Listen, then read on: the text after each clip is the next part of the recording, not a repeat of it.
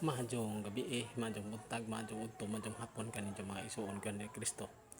Ang ako karong tema nga paghisgutan mao kini mitungod sa relikyas. Unsa man kining relikyas? Unsa may buot pasabot ani?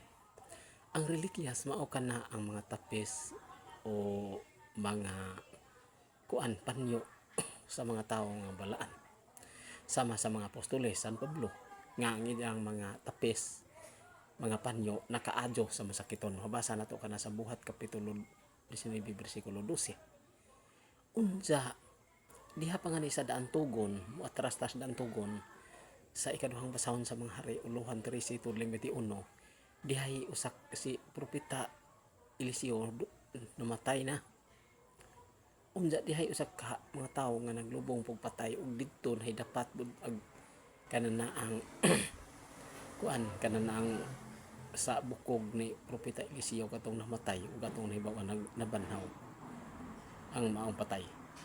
Mao na dihay gipasabot diha ng relikyas nga nakaadyo bisag nangamatay na ang mga tawo nga mga balaan tawo sa Dios, pero ag ilang mga sama sa ilang mga biste naa nagmilagro gyapon, pero dili sabton nga naa ang milagro kabut una sa kuan naa ang kabut gahom sa Ginoo naa sa mga biste sa mga tawo mga balaan ug sa bukog pus tawo balaan.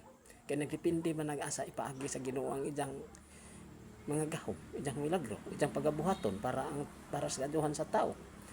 Sa gikaingon ko na nagpasabot nga diha sa tawo nga balaan na ang Ginoo bisan tudong namatay na ang ijang kuan ijang mga sakop, pero ang gahom sa Ginoo naa gyapon diha sa kanana ang maong bukog ni hari a propeta Eliseo na nabasa nato sa Buhat no ikaduhang basahon sa mga hari uluhan 13:21 nga naga kuan gyapon nagahimo gyapon ang Ginoo og dakong milagro ngaliman ka ng patay na banhaw umikan sa katong patay nga nahidapat sa bukog ni propeta Eliseo o nabanhaw. Mao na diha ang mga isuon ko diha ni Kristo nga biblikal kini. Dili kay ingon og tumo-tumo ra ni sa simbahan nga Katoliko. Busa kita angay gyud kita kini mutuo kay naa may mabasa. Dili kita angay nga mo kuan ani mo salikway ani. Kay kabubuton man sa Ginoo nga kung maghimo siya milagro para mga tawo nga mga sakiton, mga tawo nga giyawaan mahimo nga anha sa biste ug mao karon ang ahong isgutan naa sa Buhat kapitulo 19 bersikulo 12. Mao na diha mga isuon ko diha ni Kristo nga ang Ginoo naghimo gihapon kanunay para sa kaadyohan sa iyang katawhan nga mao kita.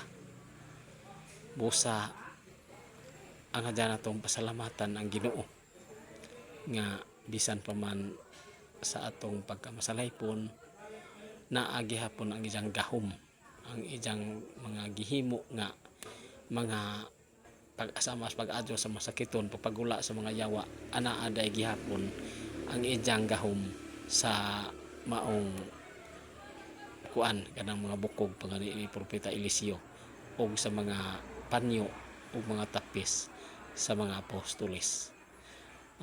Mao na diha mga isuon ko diha ni Kristo nga angay kita ini maadyo na nga magsayod kita magtuon kita kay aron kita makakat-on. Amen.